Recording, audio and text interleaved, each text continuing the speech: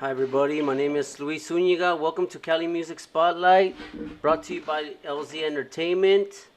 I wanna thank everybody for tuning in. The last two episodes we had Levi Dozier. We also had Justin Amen and the Hybrids. So I want to thank everybody for watching that show. Today we have a special invited artist and guest.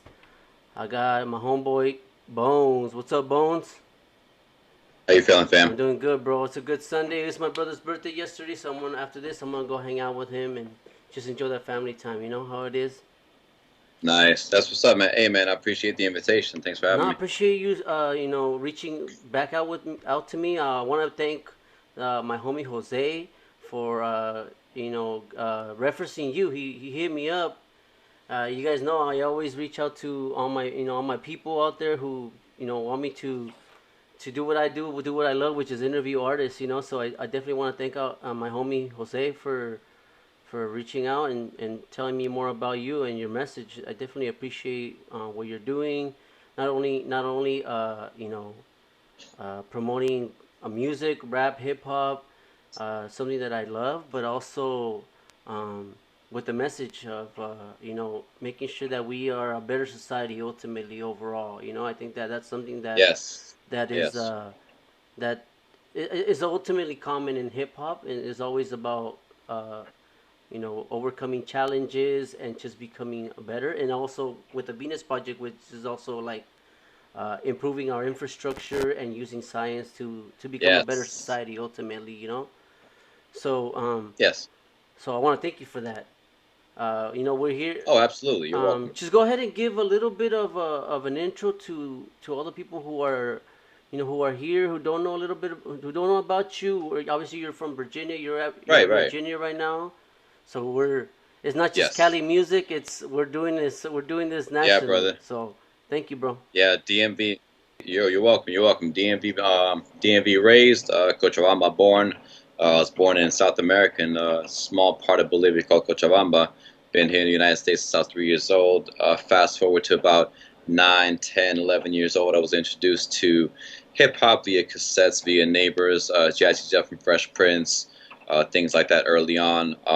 Fast forward to like age 16, one of my closest brothers, Randolph, he starts making demos on karaoke machines using instrumental tracks from side Bs on cassette singles. If from my 30s and up crowd, they remember the cassette singles and CD I singles where you remember. had the instrumental on the B side. I'm Yeah, I'm yeah. older So head you would too, take the but I remember recording off of tapes, yeah, like recording songs and yes, mixtapes on tape. yeah, recording stuff off the Yes, radio. I remember absolutely, doing that, bro. absolutely, and having yeah, and the frustration that came when the DJ wouldn't stop talking, Now right? I would cut Like them off. I'll be like, Shh, "You done?" yeah, yeah, bro. But yeah, so we started making little like real I want to say like crude demos on hmm the karaoke machines because the sound quality was what it was, and we weren't no professional engineers. We didn't have any experience with microphones and distancing and windscreens and stuff like hmm that. We just made it because we could. So I started writing around 16, and then like most people who pick up the pen around that time, whatever's on your mind just flows free. So hmm as I progress as a person, as an artist, like the art changes. So fast forward to now, I'm on my third studio album. There have been three mixtape projects in between, and then a side project by my brother Too Many called Private Fame. Shout out to Too Many. All that people can find at DarkNightRecords.com, which is the hub of everything that I do, everything that we worked on from group mixtapes, group projects, solo albums. DarkNightRecords.com. And again, that's where you can find Bones and everything from past, present, and future to the latest project that I just released on September 12th called Shadow of a Doubt. Really proud of that project. Yeah, let's talk a little bit more about that. I Yeah. think that it's fresh. So how what did it take to get that album going and just give us a little bit more insight about that. And yeah, Shadow of a Doubt. I guess first of all, the name Shadow of a Doubt, I decided to call it that because like the expression beyond the shadow of a doubt to me implies like almost near certainty, right? And I think very few of us are at any point of our lives where we're absolutely certain about who we are, what we want to hmm do. I think we get closer. So the shadow of a doubt represents that last little bit of remaining doubt, meaning like I feel like these days I'm at, as far as like writing and spitting, I'm at the top of my game. Like I feel like nothing can slow me down in the studio. Mm-hmm. But as far as like overall, what kind of way a person wants to be remembered, I think like I'm closer than ever before.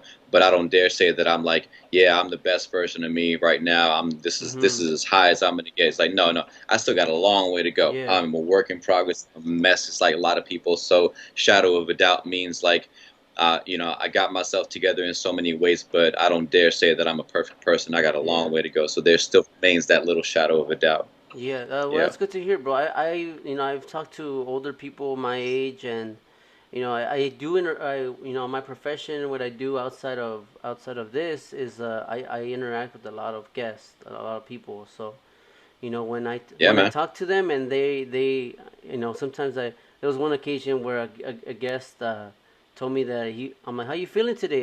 I always ask how you doing. I'm in the hospitality industry, so I just ask how's everything, and um, Nice.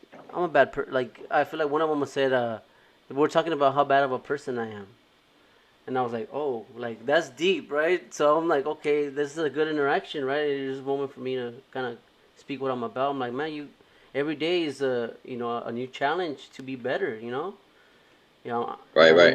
and I told him my age. I'm like, I'm about to be 35, but I'm always trying to improve myself, and he's like, yeah, but I'm older. I'm like, nah, you're still alive, bro. Like, get it. Like, every day is better. He's like, I'm not going to change. And see that, I'm like, that mentality is what's making you stay in that direction. Yeah. So I think that, you're right on point that every day should be a challenge to make us greater and not be complacent, with to where we are ultimately. Yeah. And I wish I had the book next to me. I'm currently reading a book by Jason Wilson. He's a martial arts instructor and a motivational Mm. speaker. He's all over social media, and his book is called "Cry Like a Man." And there's a part about growth in there that really stuck out to me. It metaphors like the bending of metal. In other words, when we put on a new suit, when we develop a new habit, it's not as simple as slipping on a t-shirt. It's like bending metal and conforming something that doesn't want to bend your way and willing it your way. In other Mm. words, making a habit like something more than just like, oh, I worked out this weekend. No, I've been working out for 30 days, 60 days, not like really taking hold of that new part of you, as uncomfortable as it might be.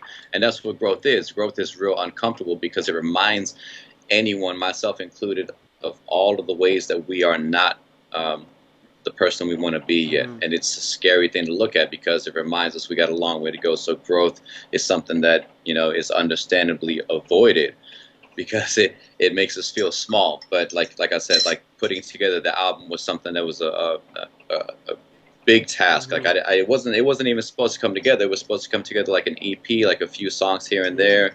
I hadn't released anything in a while.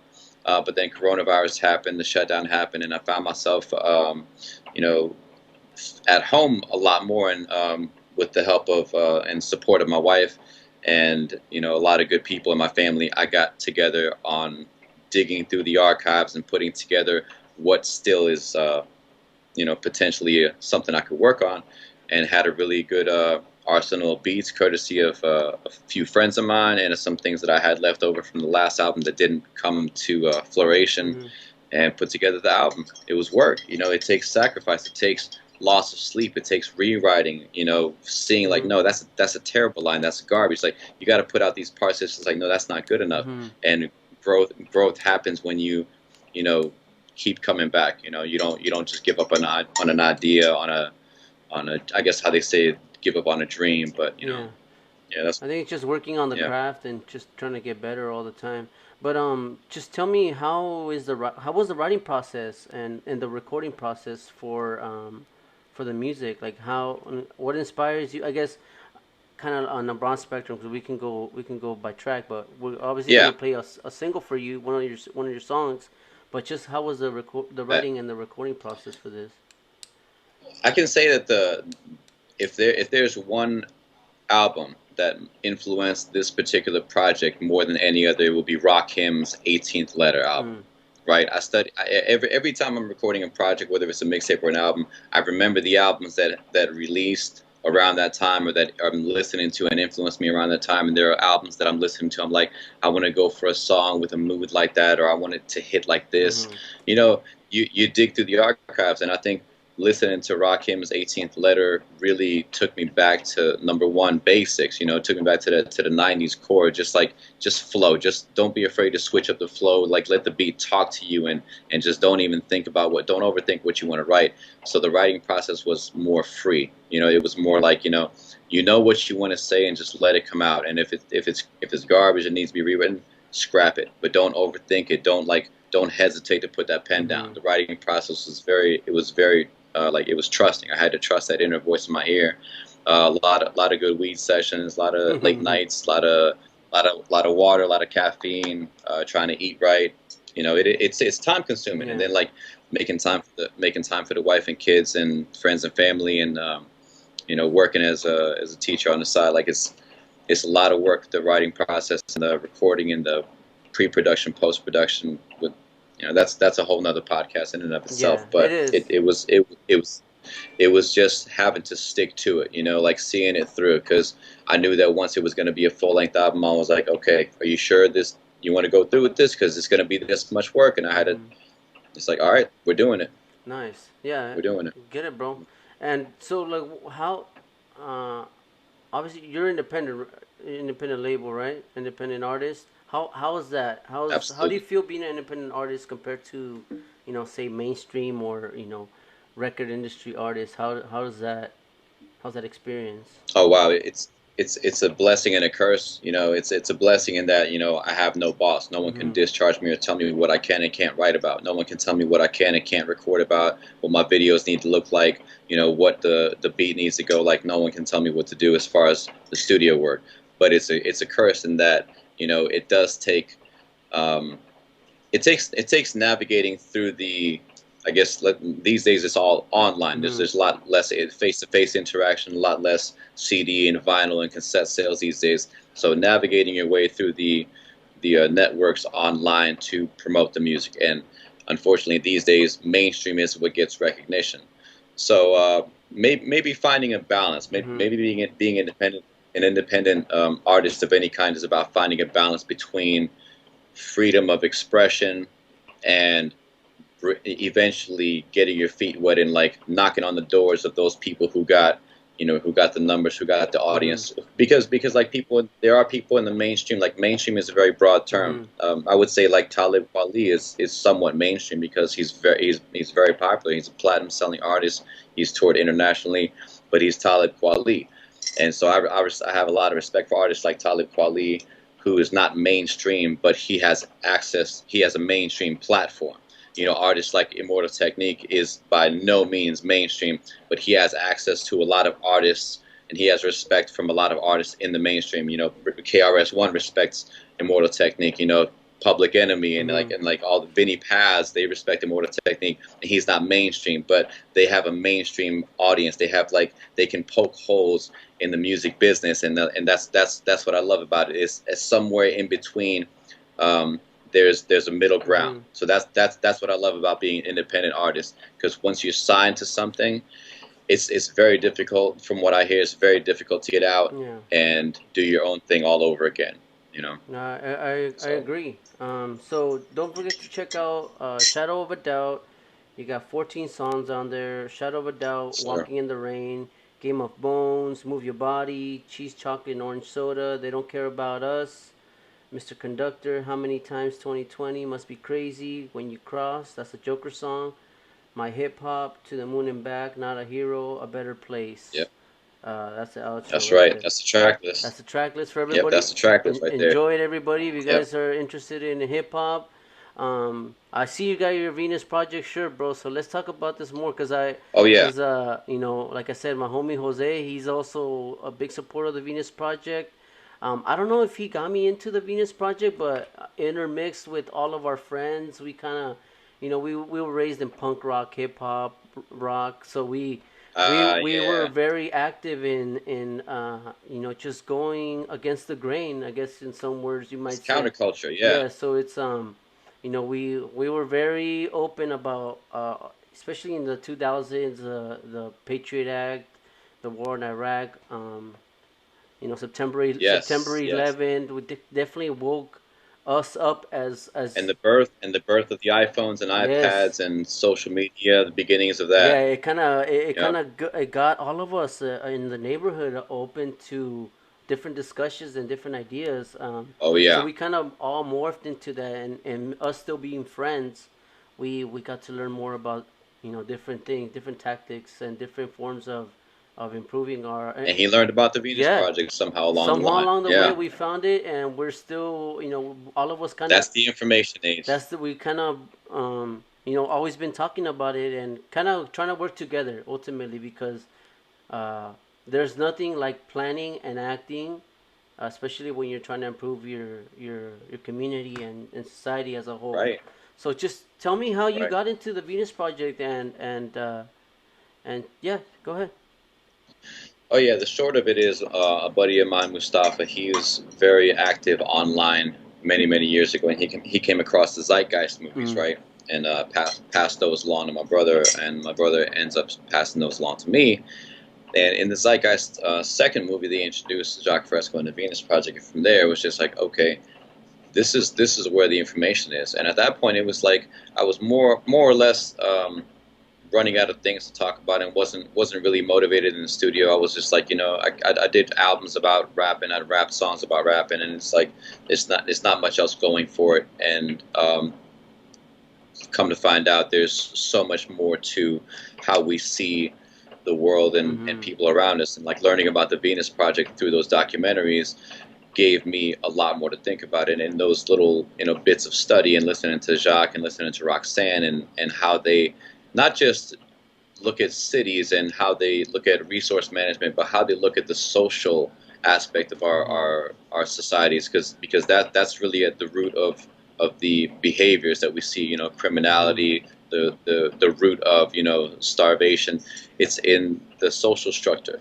So when I learned more about Jacques and Roxanne, I immediately started rethinking how I write, and the Venus Project and their work influenced the hell out of my work Yeah. in that I wanted to be about more than what I had been about on my previous work. And that was a challenge because again, like anytime you're faced with growth, you're staring at something that's 10 times your size and you're like, wow, I'm a mouse compared to this thing that I want to be. Like, are you sure you want to go through with this? Like, all right, we're going to go through with this. It means a lot of study, a lot of being wrong, a lot of checking your ego, a lot of rewriting and rethinking how you look at everything. So yeah, the Venus Project has been like a big part of Mm-hmm. who I am as an artist, as a person, in that they address the entire system. Yeah. And they're not completely against. People think they're all about the science and the buildings, that they're against art and entertainment. It's like, no, Jacques talked about using cartoons to send messages to kids and using art to get ideas out there. So like in a small bit, Mm-hmm. that's what I've done. I've done 2 singles for them. The first Yes. single was called A Better Place. The second one called The Choice is Ours, based on the documentary.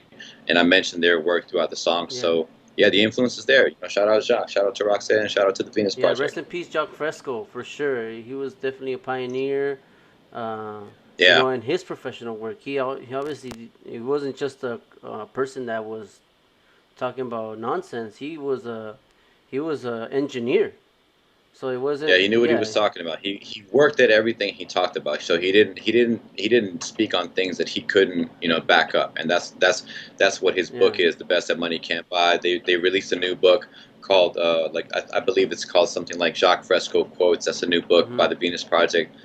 That's out now, and yeah, he really backed up everything that he said with book titles and Mm-hmm. authors. He would tell you where you can go research it. And yeah, he was ahead of his time. I was very grateful to spend time with him and learn from him. And yeah, Yeah, you great you you experience. also even did a music video about one of the singles that you mentioned, right? Yes, Yeah. yes, I did two music videos using clips from their documentary, but then I did one video from the research center Yes. itself. Like I visited Jacques and Roxanne, and they let me film and ask questions. And one thing I did is I did a music video tour. Right, they do tours. They were doing Mhm. tours every Saturday at the research center, but since Corona, everything shut down. So this music video called "The Choices Are Ours" music video tour serves as an introduction to not just some of the concepts that they talk about, but also the research center itself. You get to see like their ideas are backed up by this, 21 acre, 12 building facility that teases at some of the projects that are possible in the Mhm. future if we use science and technology for the betterment of people rather than for profit and growth, Mhm. things like that. Yeah, definitely. That's some powerful. Capital growth. It's a, yeah, Capital capital growth. Yeah. growth and exploitation as well. Yeah. Yeah. Exactly. Exactly. Um, So they were against that. yeah, that's great, dude. Just thinking about it makes me want to go. I haven't been to Venus. I Yeah. haven't been to Venus, Florida yet. I do have a couple people that I follow that I talk to in social media that are planning to go to Venus Project in November 2021. So I'm Nice. interested in going after all this settles down and we kind of get and then see we could Yeah. use science for this pandemic. Yeah, and people talk about the things that Jacques talks Yeah. about that he's been talking about for years. They talk about it these days, and there are a lot of great minds that are working on environmental restoration. But the thing about that separates Jacques Fresco from all of them is that he was doing it long before it was Mm-hmm. popular. He had that famous 1974 interview with Yeah, Larry Larry King. Larry Mm-hmm. King, and he was talking about ideas back then that people are only talking about now, like the Tesla cars. People think of self-driving cars as a new concept, and he was talking about it back in 1974. Mm-hmm. So yeah, so he definitely humbled the hell out of me. And as an artist, as a father, as a person, his influence is felt. Gotcha. Good dude, dude. So Yeah. I got let's talk about your Joker song that you have and the collaboration that you're doing with a couple Yes. of uh of with the group. You want to go ahead and talk about that a little bit? Yeah, yeah. The number 10 on the album is, I believe it's number 10. It's called "When You Cross." It's Mm-hmm. the Joker song, and what I did is I did a hip hop interpretation of Todd Phillips's Arthur Fleck story, the Joker movie that was released actually a year from today. Today's October 4th, so 1 year ago today was released in the theaters, Mm-hmm. and shit, that movie, like, we could do another podcast about that, the how that movie was, great, and not just in the way it talked about mental health, Mm-hmm. but how it was grounded in reality. So I decided to do my spin on it and write out the story to a track that I did that I thought felt like most like Arthur Fleck's story, that I could put out at the time, and I ended up doing a three-verse song that tells the story from beginning to end. Obviously there's no way to have no spoilers in the song, so there are some spoilers, but at the same time, the song and the music video leaves out enough for people who haven't seen the movie yet, that if they hear the song, they've watched the music video, that there's still a lot they can get from the movie if they haven't seen it yet. So yeah, that's the song is called "When You Cross." The music video is up on YouTube. You can watch the link directly at DarkNightRecords.com. Yeah, check it out. I really enjoyed making that piece, making that song and video. Gotcha, brother. So we have one last question before we go into your song that you want to showcase for us. So All right. and this is a little off topic. So what are your interests besides music? What would you like Oh, to do that's besides fine. That's music, bro? fine. Um, I definitely like to study. Mm-hmm. I dabble in podcasting, so I put out videos here and there I saw them. for a podcast I have called The Study. I Yeah. saw them, bro. I tell you, Yeah. I dug deep on you, bro. I Thanks, bro. saw I really appreciate that. your videos, the ones, yeah, the ones that you were doing, Thank you. and then the ones that you were Yeah. on your website. Yeah, yeah, yeah. I've been very fortunate that people have reached out to me. I've had guest spots here and there, not all of them recorded, but Mm-hmm. like I've been very, very fortunate, very privileged, very blessed in that. But yeah, I like on my off time when I'm not doing, and not that writing and recording occupies all of my time. that's how I express myself to the world. That's the thing that I do to leave a little bit of what you might call a legacy. But when I'm not doing that, I love to study. Like I said, I'm reading a book called um, Cry Like a Man by Jason Wilson. Before that, I was reading things like Jordan Peterson's 12 Rules for Life, reading Jacques Fresco's The Best That Money Can't Buy. I read this book called The Art of Empowering Young People by John C. Graybill. It's a very hard to find book. It's by a martial arts instructor. Martial arts fascinates the shit out of me. I'm an active practicing martial artist. I teach, I coach. So yeah, man, I try to enjoy as much as I can in life. I got a wife and 2 kids. They're the heart of my every project that I do is with them in mind.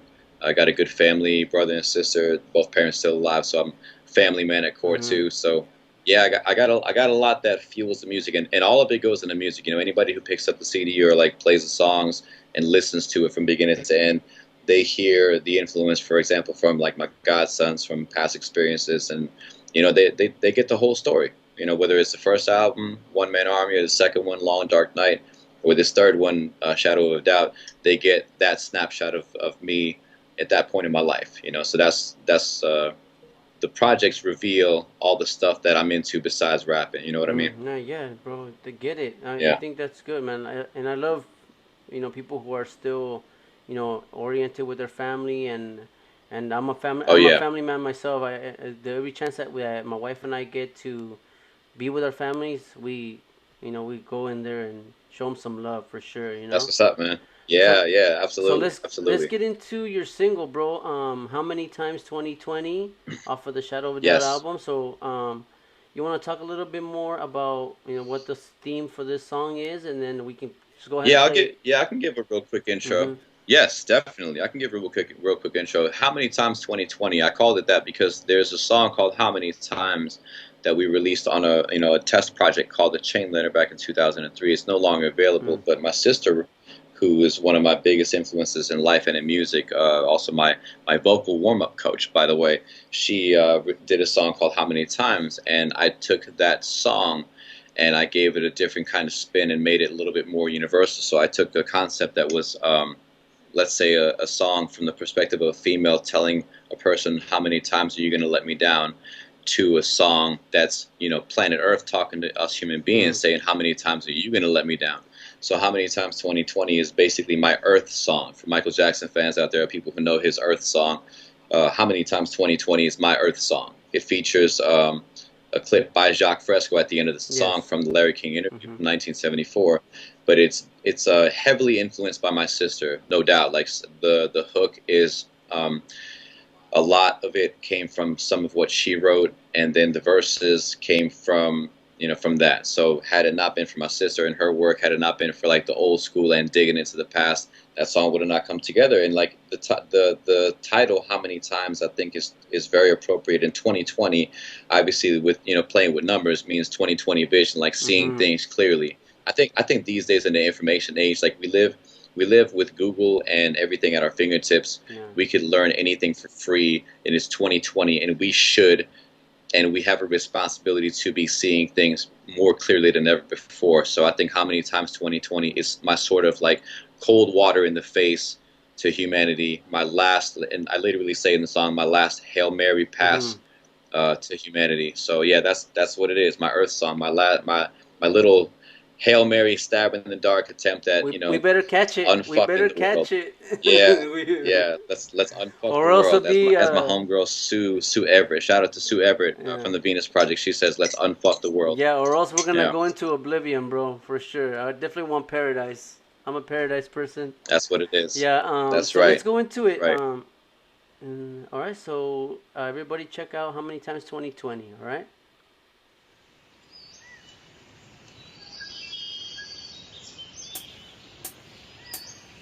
What the health are we doing to our beautiful home? Man, I'ma need participation, I can't do it alone. If we could just get the message that what we doing is wrong. But it's so hard cause every 2 minutes you on your phone. And I know you mean well, but we need more than good intent. We're trying to undo lifetimes of horrible neglect. We made killing apparatuses like war and cigarettes. And we tried to ask nicely, now we're forced to interject. So dear Mr. President, you don't listen anyway. Think you got words orange, you ain't Ernest Hemingway. But think whatever makes you feel right in fantasy land. You know that world where no one notices how badly it's tan. I'm going straight to the people and together we can become the antidote the world needs. Medicine man or woman, doesn't matter anyways, we're in this together. We can't set it ablaze and expect to live to regret it. That's a nah, son. Tell me, how many times have we ignored this earth crying, I love you and I'll miss you, but I don't need you in my life. Nope, I believe that. And when we say forgive me, maybe this time will change. But hey, I'm sorry, she's just heard that one too many times. And if this virus isn't proof enough we've gone too far, man, I don't know what it'll take, so here's a song for y'all. A fourth quarter Hail Mary pass from me to you. If you're not busy with your phone hunting Pikachu, when we finally accept what consuming meat can do. And no one, including me, is guilt-free, it's true. You're all my brothers and sisters, we got the deepest roots. And no force is gonna stop us once the people move. Vamos, mi gente, let's go. Tell me, how many times have we ignored this earth crying out, I love you and I'll miss you, but I don't need you in my life. Nope, I believe it. And when we say forgive me, maybe this time will change. But hey, moving on, I'm sorry, she's just heard that one too many times. Una vez más, mi gente, todos juntos, nuestro único hogar. No hay otros mundos y sufrimos sin aire limpio, sí o no. ¿Usted qué cree que va a hacer sin oxígeno? Una vez más, mi gente, todos juntos, nuestro único hogar. No hay otros mundos y sufrimos sin agua limpio, sí o no. ¿Usted qué cree que va a hacer sin oxígeno? Tell me, how many times have we ignored this earth crying out, I love you and I'll miss you, but I don't need you in my life. Nope, I believe it. And when we say forgive me, maybe this time will change. But hey, moving on, I'm sorry, she's just heard that one too many times. So if you wanna see a world without war and pollution, we gotta listen to the science and lean toward the solutions. An entirely new future, it ain't hard to see. Picture a resource-based economy or RBE. Jacques Fresco died believing we could do it together. Declare the world common heritage, pursue an endeavor that could improve the quality of life for ages, bro. But we gotta get up off the couch potato and make it so. The choice is ours. Una vez más, mi gente, todos juntos, nuestro único hogar. No hay otros mundos y sufrimos sin aire limpio, sí o no. ¿Usted qué cree que va a hacer sin oxígeno? Tell me, how many times have we ignored this earth crying out, I love you and I'll miss you, but I don't need you in my life. Nope, I believe it. And when we say forgive me, maybe this time will change. But hey, moving on, I'm sorry, she's just heard that one too many times. Our society cannot be maintained by this type of incompetence. We've got to change our way of thinking or perish. Our system is dying. Our cities are going broke. We don't have the money nor the type of mentality required to save our society in politics or government. We've got to get away from this limited, I did this and I did that, and the self-centeredness that dominates our society today. It must be a privilege to serve members of society. Not that we want rewards or medals or honor for what we do, because it is just an honor to do it.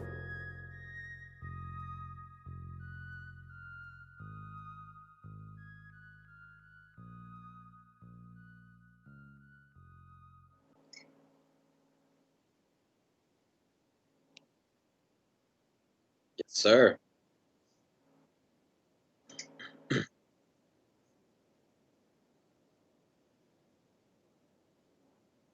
Ah, yes, mi gente. My Spanish is not so good looking. Yeah. Yeah, brother, I had to take a shot at it. You know, shout out to the fam in Cochabamba, you know. Shout out to all the fam in Cochabamba. Yes, it was a great. Thank you. It was Appreciate good, bro. that. I love that song. You know, I think this wraps up our interview, bro. I want to thank you so much. Anything you want to plug in right now, social media, people can know more a little bit about you? Hell yeah, absolutely. The website is DarkNightRecords.com, DarkNight Records.com. That's the home, that's the hub. Every link to all the social media, whether it's your Twitter, your Instagram, your Facebook, SoundCloud, YouTube, all of it's there at the click of a button. So that's where you want to go to link to your preferred method of communication. People can email anytime, whether it's for questions about the album, for interviews, or for just just send a shout out, to send a send a little love, be like, hey, I heard your song, move me in this way. I really appreciate that. And yeah, check out Shadow of a Doubt. It's the latest project, 14 tracks. It's just designed to get you going, get you moving forward, and trying to be a little bit closer to the person you want to be. All right, thank you, bro. Now it's my turn. Now it's my turn to do the plugs. So, Yes, sir. this wraps up another episode of Cali Music Spotlight. I want to thank Bonez once again for joining me in this little conversation that we had. Thank you to all the people watching out there. Thank you for supporting, like and subscribe on our YouTube channel. We're also going to be on Instagram as well, on my personal page, Louis Lowrider. And that's it. Y'all, thank you so much. Enjoy your Sunday. Peace, and I love you. Music is love, y'all. Thank you. Peace, fam.